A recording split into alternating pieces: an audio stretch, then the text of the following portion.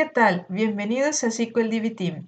En este video aprenderemos cuál es la simbología básica y esencial para diagramar un modelo de entidad-relación, lo que representaría ser un diseño de nuestra base de datos. Así que quédate con nosotros, comenzamos.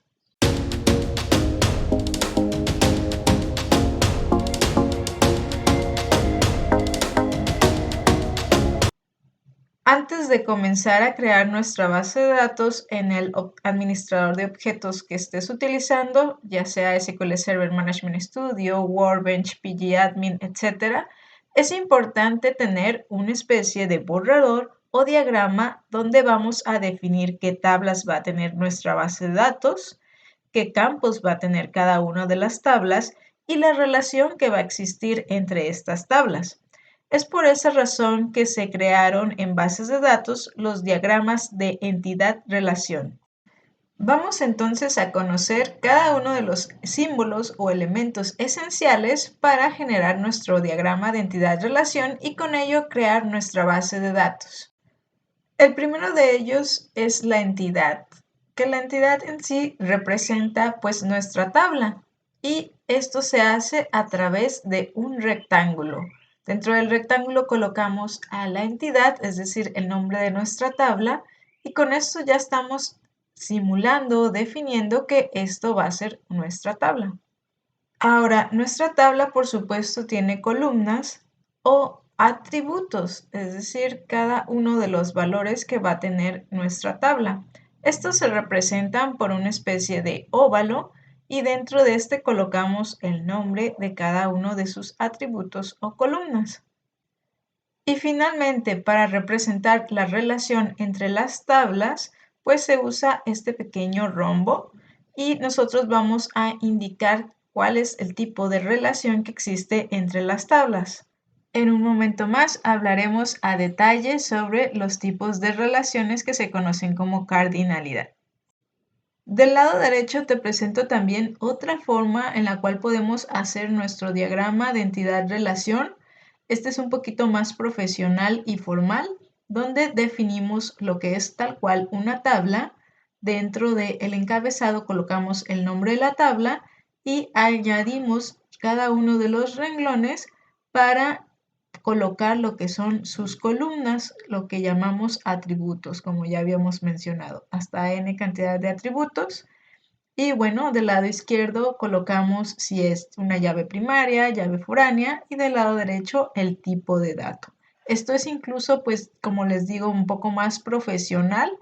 Vamos a ver después, más adelante, que ya cuando estamos creando nuestra base de datos directamente en el administrador de objetos, en automático se nos va a generar nuestro diagrama y va a tener este tipo de simbología. Ya mencionábamos dentro del símbolo de relación que existe el concepto de cardinalidad.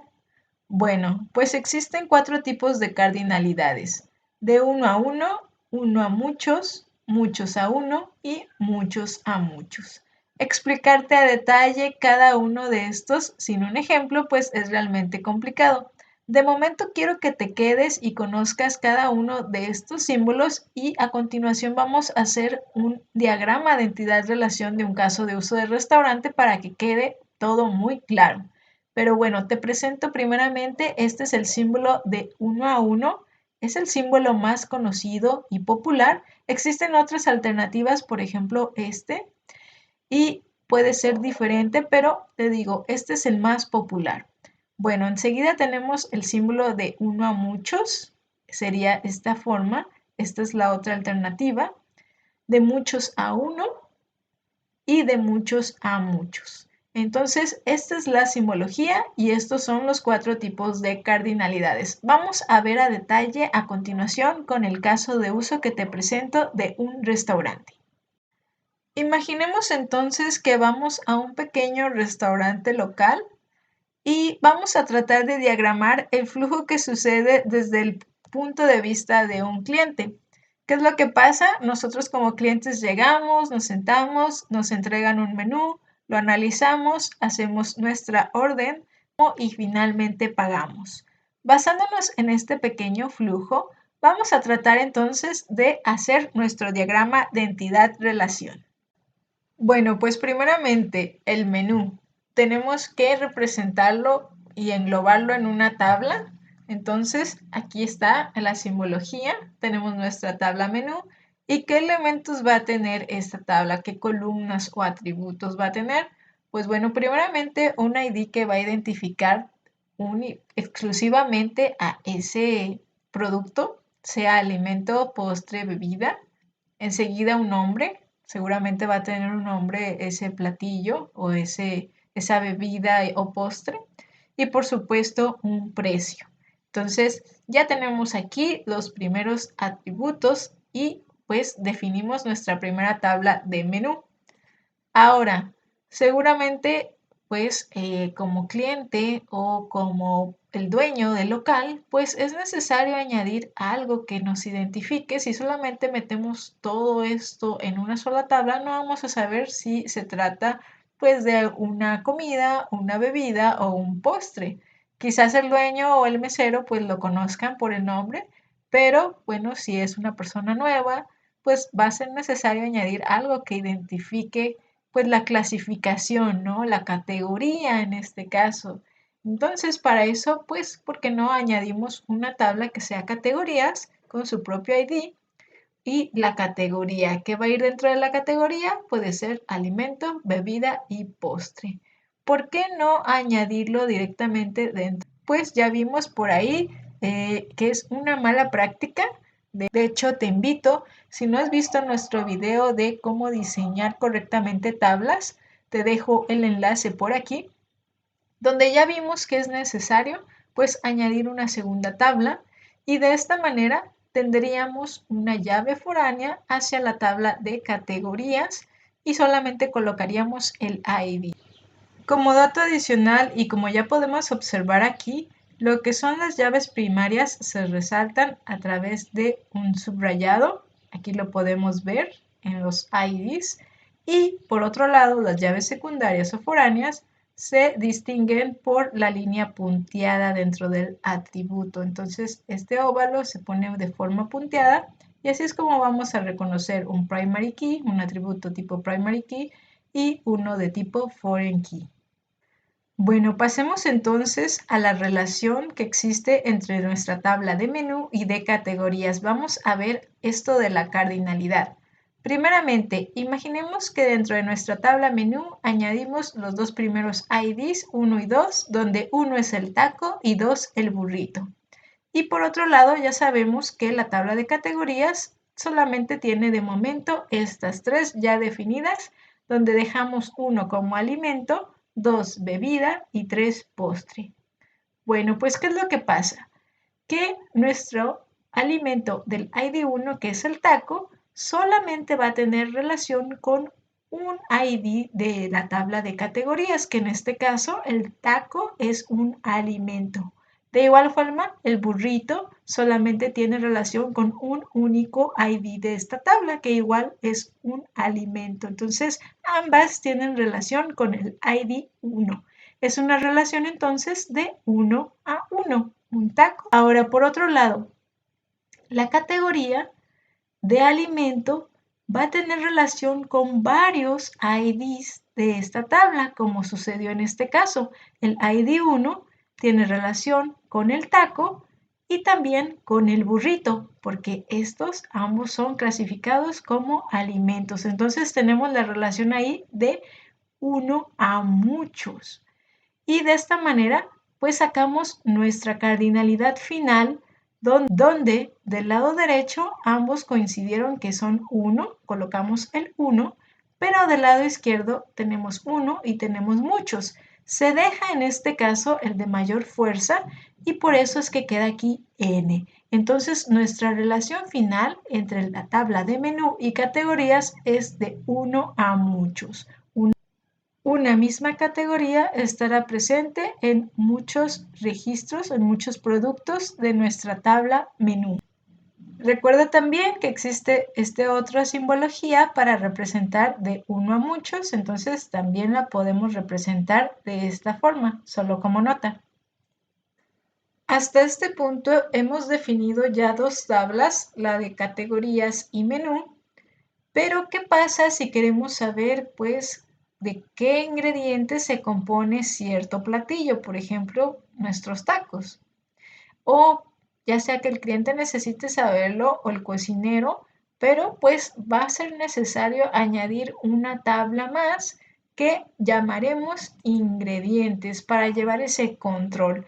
Vamos ahora a analizar qué relación existe entre la tabla menú e ingredientes. ¿Cuál crees tú?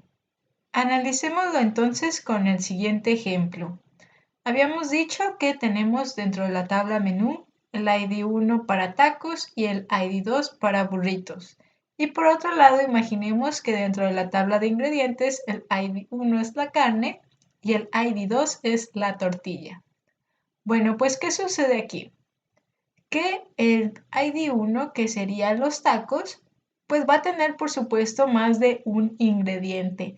Y entre ellos, pues los ingredientes serían la carne y la tortilla. Es decir, el ID 1 tiene relación con muchos IDs de la tabla de ingredientes. Lo mismo sucede con el burrito. También lleva carne y tortilla. Es decir, mi ID 2 tiene relación con el ID 1 y 2 de la tabla de ingredientes. Es una relación de 1 a muchos.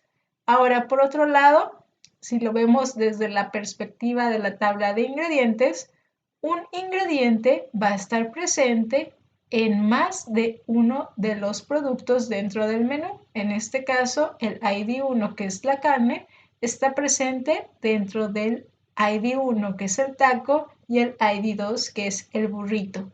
Y sucede exactamente lo mismo con la tortilla. Por lo tanto, deducimos que es una relación de 1 a muchos. Y como ya habíamos visto, bueno, de este lado tenemos 1, pero de este lado tenemos n. Predomina el más fuerte, se deja n.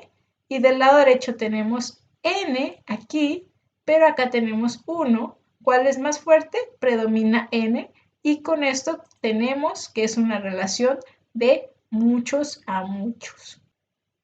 Ojo, como tip, cuando sucede esta relación de muchos a muchos es cuando tenemos que añadir una tabla adicional para mantener estas relaciones. Esta es la otra forma de representarlo, como ya lo vimos, y pues esa sería nuestra relación con la tabla de menú e ingredientes.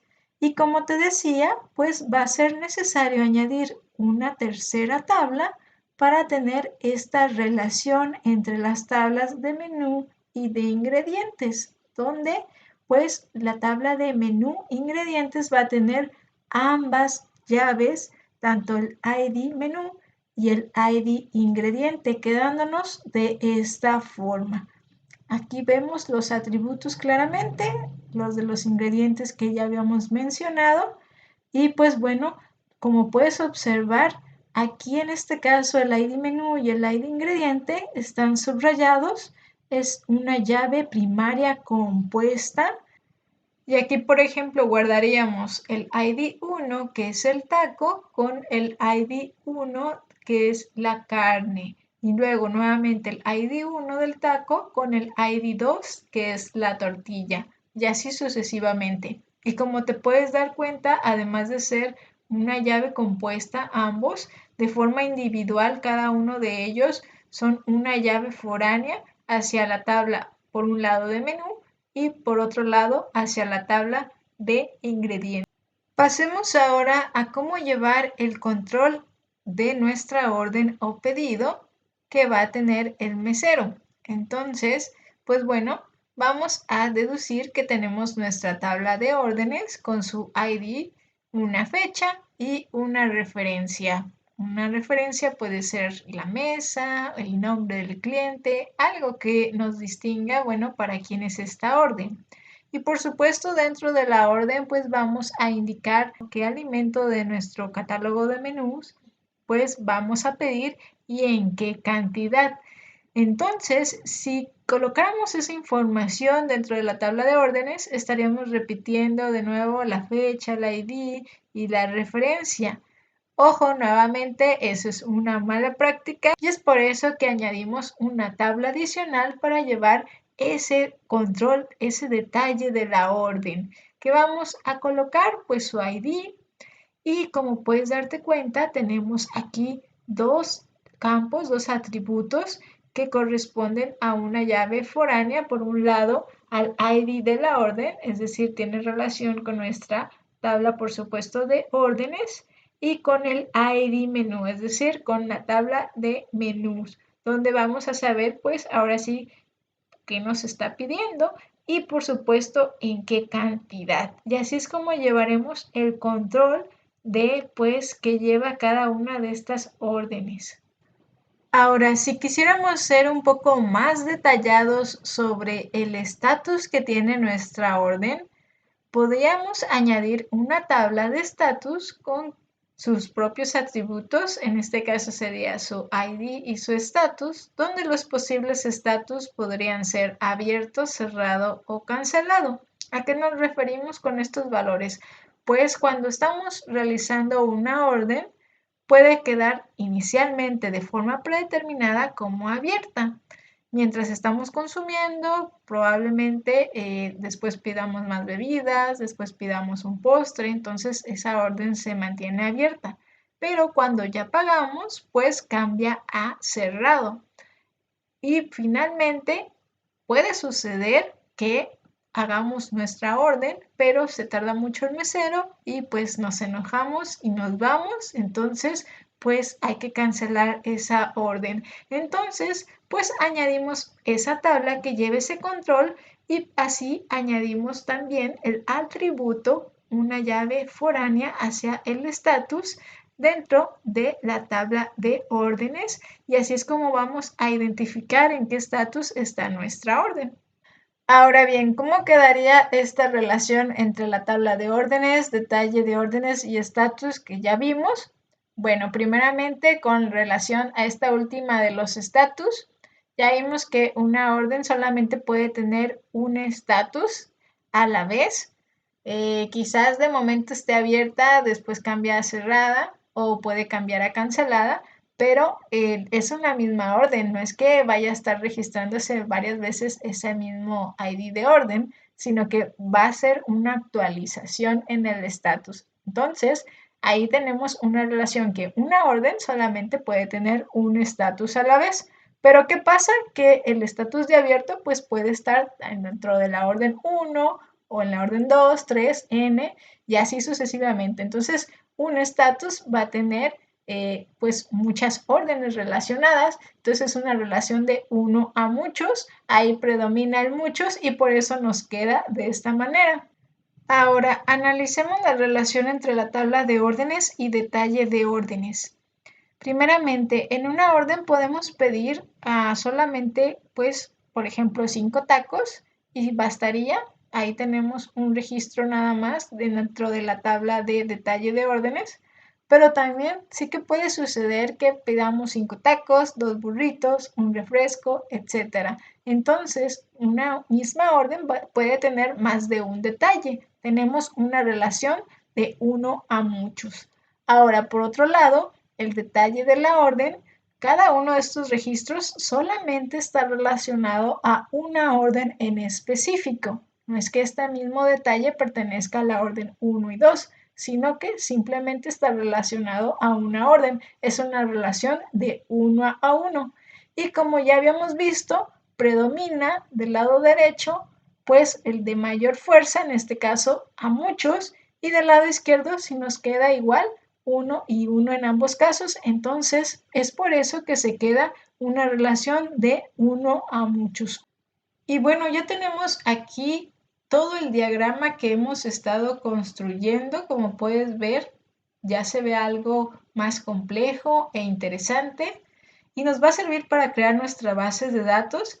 Aquí nada más resalto el hecho de que añadimos pues nuestra tabla de menú ingredientes y así es como nos quedaría la relación final. También no habíamos comentado la relación entre la tabla de menú y de detalle de órdenes, donde sabemos que un taco puede aparecer en más de un detalle de orden, por eso es una relación de uno a muchos. Un detalle solamente puede tener un único ID de platillo, es una relación de este lado de uno a uno, pero predominan muchos, entonces se deja así. Y bueno, yo te dejo como reto añadir la tabla de ventas, que me indiques qué atributos se te ocurren añadirle a esta tabla y además qué relación va a tener con la tabla de órdenes. Te lo dejo como reto. La próxima vez, en nuestro próximo video, vamos a estar dando la respuesta, pero bueno, es un buen ejemplo para que puedas practicar lo que ya aprendiste. Y recuerda que si tienes cualquier duda, puedes dejarlo en los comentarios y responderemos tan pronto como podamos. Si te gustó este video, no olvides dejar tu like, suscríbete a SQL DB Team y nos vemos hasta la próxima.